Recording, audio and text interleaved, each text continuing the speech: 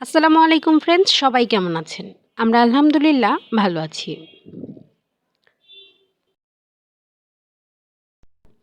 আরও একটি নতুন ব্লগ নিয়ে হাজির হয়ে গেলাম। আর সকালের নাস্তাটা করে নিচ্ছি। সকালের নাস্তায় ছিল লাড্ডু আর পাউরুটি। আর লাড্ডুটা কালকে রাত্রে আব্বু এনেছিল, তা দিয়ে সকালের নাস্তাটা করে নিচ্ছি। আর যেহেতু শুক্রবার, তাই আজকে তাড়াতাড়ি রান্নাটা করে নিতে হবে। এরপর চলে যাব রান্নাঘরে।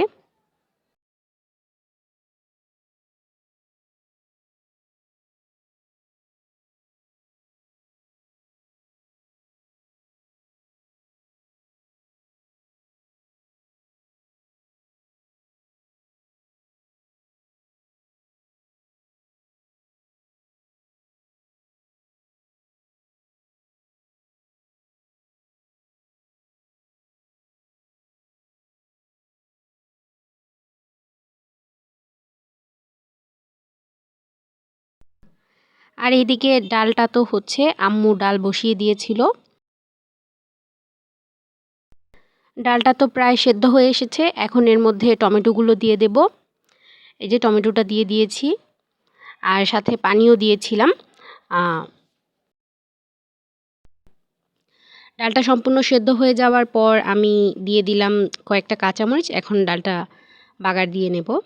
যে রসুন আর পেঁয়াজ ভেজে নিচ্ছি ডালটা বাগার দেওয়ার জন্য।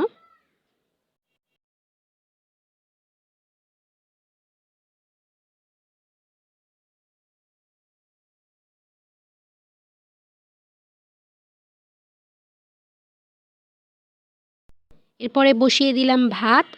আর ভাতটা বসিয়ে দিয়ে চলে এলাম একটু চা খেতে। রং চা বানিয়েছিলাম। আর আজকে রান্না করব ফুলকপি ভাজি আর তার সাথে মুরগির মাংস। এর মধ্যে আব্বু বাজার নিয়ে এলো, আর বাজারে এনেছিল কই মাছ আর মুরগির মাংস, আর সাথে পাঙাশ মাছও ছিল। আর কই মাছগুলো এখন আম্মু কেটে নেবে।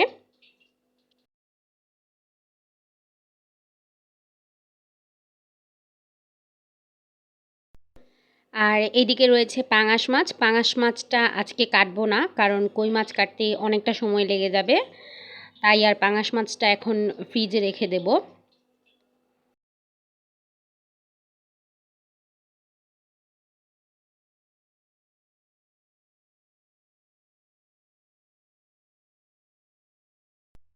আম্মু মাছগুলো কেটে নিচ্ছে আর আমি রান্নাটা করে নিচ্ছি। এইদিকে ভাজিটা বসিয়ে দিলাম। ফুলকপি, আলু, সাথে টমেটো, পরিমাণ মতো লবণ দিয়েছি আর সামান্য একটু হলুদ দিয়েছি। ভাজিটা সেদ্ধ করে নিয়েছি। তারপর ভাজিটা বাগার দিয়ে নিচ্ছি আমি।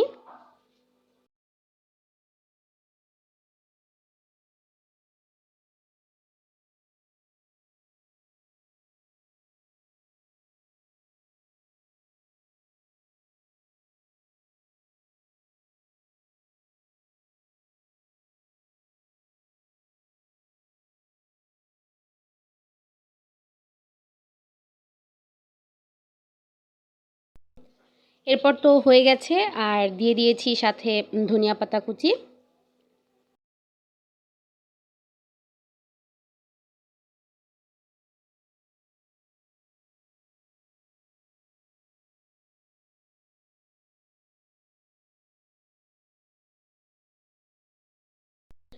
ভাজি রান্নাটা কমপ্লিট। আমি একটা বাটিতে ঢেলে রেখেছি। তারপর বসিয়ে দিলাম মুরগির মাংস। আর মুরগির মাংসটা আজকে আলু দিয়ে রান্না করব। আমি পেঁয়াজ সাথে দিয়েছি, তেজপাতা একটু ভেজে নিচ্ছি, তারপর মশলাগুলো দিয়ে দেব। আর মশলায় দিয়েছিলাম আদা, রসুন, লবণ, হলুদ গুঁড়া, মরিচ গুঁড়া আর গরম মশলা গুঁড়া।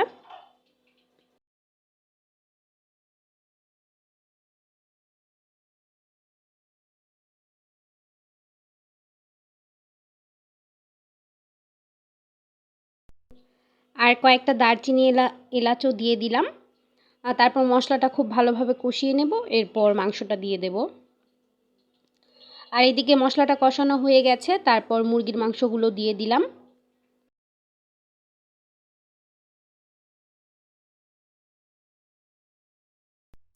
আর যেহেতু মুরগির মাংসটা আলু দিয়ে রান্না করব, তাই আলুটাও একসাথে দিয়ে খুব ভালোভাবে কষিয়ে নেব। তারপর পানিটা দিয়ে দেব।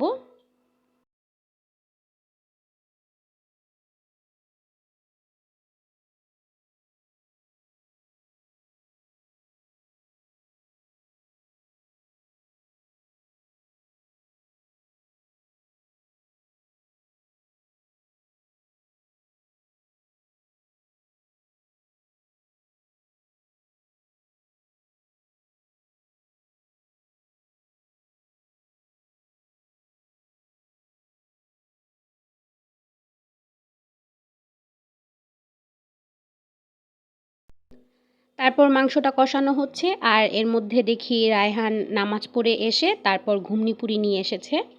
এটা একটু খেয়ে নিলাম, সাথে টক পানিও ছিল।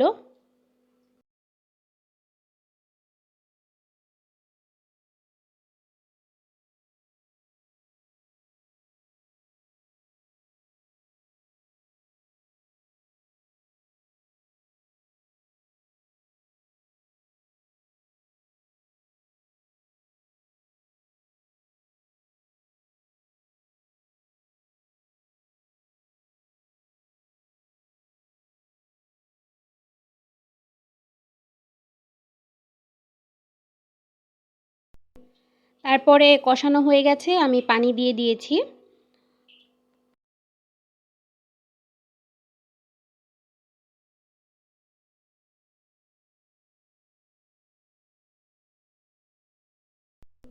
আর মুরগির মাংসের ঝোলটা আরেকটু শুকালে নামিয়ে নেব, আর কয়েকটা কাঁচামরিচও দিয়ে দিয়েছি। তারপর তো আব্বু জুম্মার নামাজ পড়ে এসেছে আর আসার সময় নিয়ে এসেছে পেয়ারাগুলো। পেয়ারাগুলো দেখতে কিন্তু খুবই সুন্দর ছিল। আমি এখন একটা কেটে দেব খাওয়ার জন্য। তারপর পেয়ারাটা একটা কেটে নিয়েছি। তবে পেয়ারাটা দেখতে যতটা সুন্দর ছিল, পেয়ারা কাটার পর দেখি ভেতরে একদমই রস নেই। সম্পূর্ণ পেয়ারা কেমন যেন একদম শুকনা।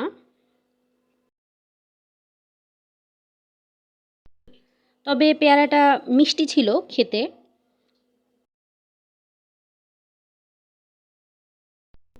তারপর সবাই মিলে পেয়ারাগুলো খেয়ে নিলাম। তারপর ভাত খাওয়ার সময় হয়ে গেছে। এখন ভাতটা খেয়ে নেব। আর প্রথমেই আমি ভাজি দিয়ে ভাতটা খেয়ে নিচ্ছি, ফুলকপি ভাজি দিয়ে। আর শীতের দিনে ফুলকপি, সিম এইসব ভাজি খেতে কিন্তু খুব ভালো লাগে।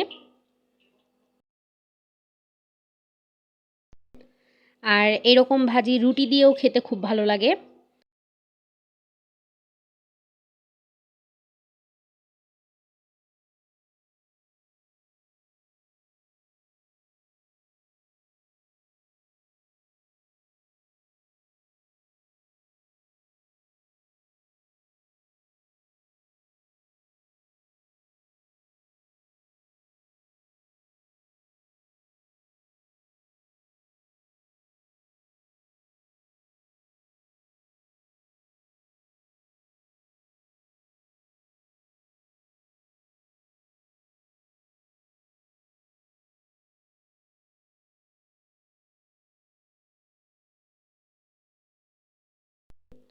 আর ভাজি দিয়ে ভাতটা খাওয়া শেষ করে আমি নিয়ে নিলাম মুরগির মাংস।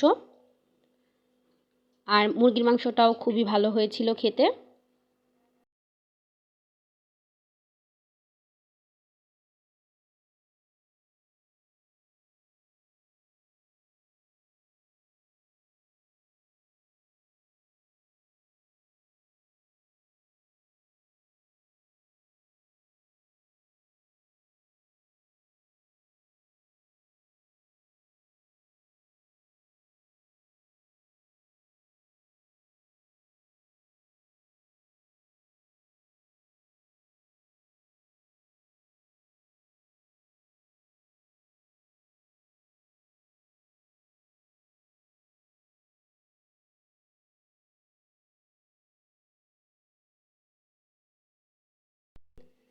তারপর তো বিকেলে কিছুক্ষণ রেস্ট নিয়েছিলাম। এরপর রায়হান আবার নিয়ে এলো সন্ধ্যার নাস্তা। আর সন্ধ্যার নাস্তায় আজকে একটু স্পেশাল নাস্তা এনেছিল। যেহেতু শুক্রবার তাই পাস্তা এনেছিল। এই যে পাস্তাটা আম্মু খুলে দিচ্ছে। আর পাস্তাটা ঝাল ঝাল, খেতে ভালো লেগেছে খুবই। আর আরও একটা জিনিস এনেছে, এইটা খেতে কিন্তু খুবই মজা ছিল। এটা ছিল পিৎজা। এটা অনেক ভালো আর একদমই ফ্রেশ লাগছিল খেতে।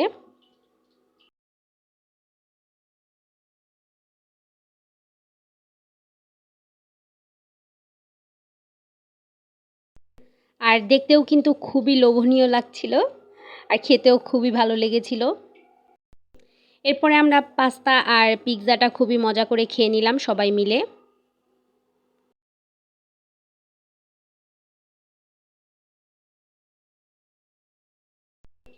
আর এক্সট্রা সস দিয়েছিল তা মিশিয়ে নিয়েছি।